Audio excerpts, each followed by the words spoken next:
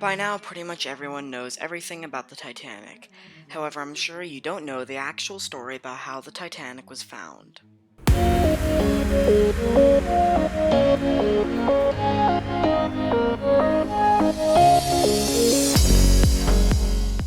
When the Titanic slipped under the waves in 1912, the search for the wreck began immediately. However, back then it just simply wasn't possible because the submarines couldn't go that far down. However, skipping forward to the 1980s is Dr. Ballard. He had been interested in finding the Titanic his entire life, and now he had the opportunity to when he went over to the Navy and asked for funding.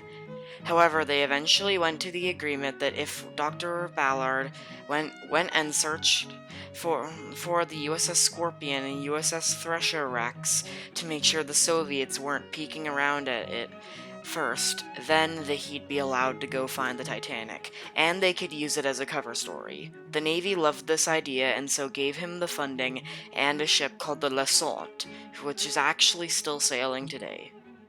They were able to complete their work on the two subs so quickly that eventually they were allowed to go look for the wreck. And while hanging off a robot from the back of the ship called the Argo, they eventually came across something familiar.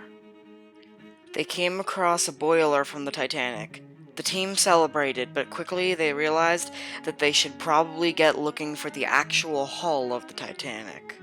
Although there is no footage of this, eventually they came across a wall of rust. Dr. Ballard actually saw a little bit of red paint, which is surprising to me that it was actually able to stay on that long. Anyways, without telling anyone else, he knew what he found, and so he dropped the weights and the sub began surfacing.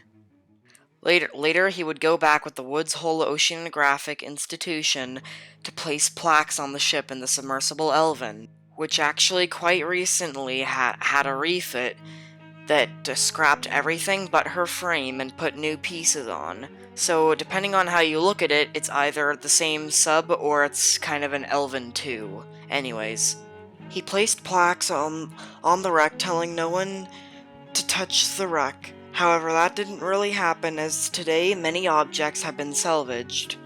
And there is currently a plan to retrieve the Marconi wireless.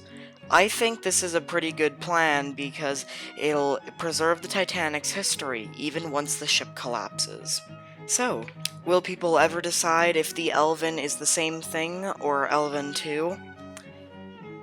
Will the Titanic ever actually collapse? And will this person ever come out about using a model of the Olympic as the Titanic? That's a very good question.